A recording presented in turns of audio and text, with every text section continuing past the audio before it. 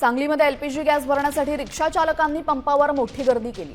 पंपावर रिक्षांच्या लांबच लांब रांगा लागल्या असून सांगलीच्या मिरज शहरामध्ये 3 गॅस पंप आहेत, परंतु गॅसच्या तुटवड्यामुळे फक्त एकच पंप सुरू असल्यानं पंपावर रिक्षा चालकांची गर्दी झाली। तब्बल 1.5 ते 2 किलोमीटरपर्यंत रिक्षा चालकांना रांगा लावाव्या लागल्या। दरम्यान याचाच आढावा घेतलेला आहे आमचे प्रतिनिधी विजय पाटील यांनी। पाहूया।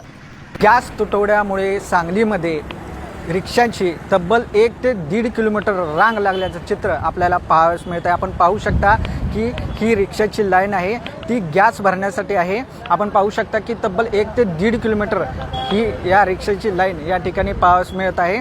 सांगली आणि मिरज शहरामध्ये 3 ठिकाणी या ठिकाणी पेट्रोल पंप आहेत गॅसचे, त्यामुळे 2 पंप या ठिकाणी बंद पडलेले आहेत आणि एकच पंप या लवली सर्कलपासला जो पंप आहे तोच चालू असल्यामुळे या पंपावर सांगली आणि मिरज शहरातील रिक्षा हे गॅस भरण्यासाठी आलेले आहेत। सकाळी 7 ते 8 वाजल्यापासून या ठिकाणी रिक्षा चालकांनी रांग लावलेली आहे आणि त्यांचा नंबर आता 11 ते 12च्या सुमारास येत आहे।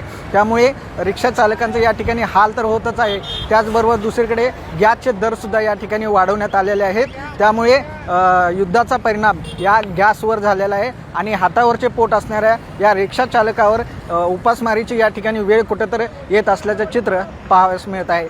कॅमेरामॅन सुजितसह विजय पाटील, साम टीव्ही न्यूज, सांगली।